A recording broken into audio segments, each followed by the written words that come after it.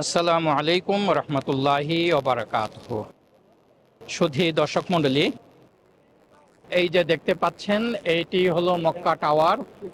এই মক্কা টাওয়ারের এই তিনতলাতেই এই জামাতের সাথেই জামাত অনুষ্ঠিত হয়, একই কাতারে একই জামাতে। যেহেতু কাতারের কন্টিনিউশন রয়েছে, এটি মসজিদে আবু বকর সিদ্দিক রাদিয়াল্লাহু তাআলা আনহুর বাড়ি ছিল এই জায়গাতে। তো তারই সম্মানার্থে এই মসজিদটি করা হয়েছে। এখানে আফ্রিকা অঞ্চলের শত শত সম্মানিত হাজি এসেছেন, ওনারা উমরার জন্য এগিয়ে যাচ্ছেন। ধীরে ধীরে প্রবেশ করতে যাচ্ছি এই হযরত আবু বকর সিদ্দিক রাদিয়াল্লাহু তাআলা আনহুর নামে যে মসজিদটি রয়েছে সেখানে আমরা এগিয়ে যাচ্ছি। এখানে আজকে আমরা মাগরিবের নামাজ আদায় করব। এখানে মহিলাদেরও নামাজের জায়গা রয়েছে এবং পুরুষদেরও রয়েছে। এই যে এসকেলেটর দিয়ে আমরা উঠে যাচ্ছি।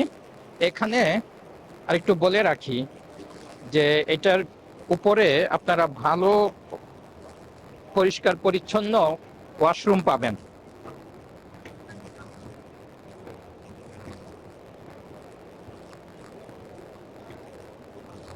আমরা ধীরে ধীরে এসকেলেটর দিয়ে উপরে উঠে যাচ্ছি। দুটি এসকেলেটরে উঠতে হবে, অথবা লিফটে যদি উঠেন 4-এ উঠতে হবে, লিফটের 4।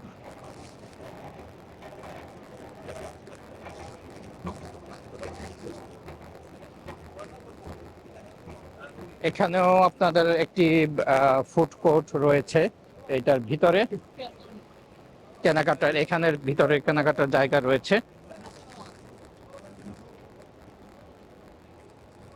আর খুব চমৎকার করে সাজানো। আর এখানে একটা সুবিধা কি, যে পুরুষের জায়গা মহিলাদের জায়গা সম্পূর্ণ পৃথক।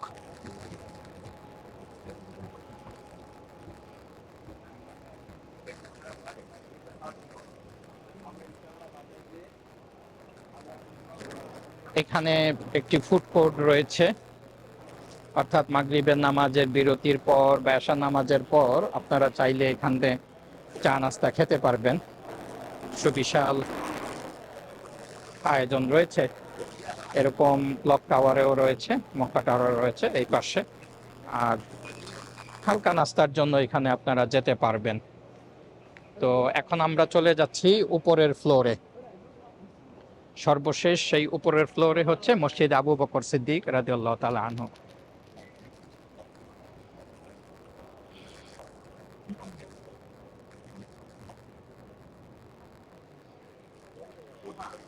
এখানে বর্তমানে মহিলাদের নামাজের জন্য আলাদা জায়গা করা হয়েছে।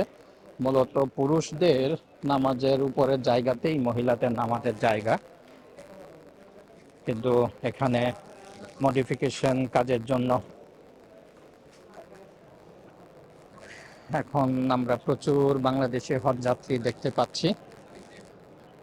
এই মসজিদটি বেশ সাজানো গোছানো, চমৎকার। এখানে আপনারা নামাজ পড়তে পারবেন। এখানকার এসি সিস্টেম, সাউন্ড সিস্টেম খুবই ভালো। তো দর্শক মণ্ডলী, দেখা হবে পরবর্তী কোনো ভিডিওতে। মাকারিম মসজিদে আবু বকর সিদ্দিক রাদিয়াল্লাহু তাআলা আনহু, মক্কা টাওয়ার, মক্কা মুকাররমা, হজ 1446 হিজরি।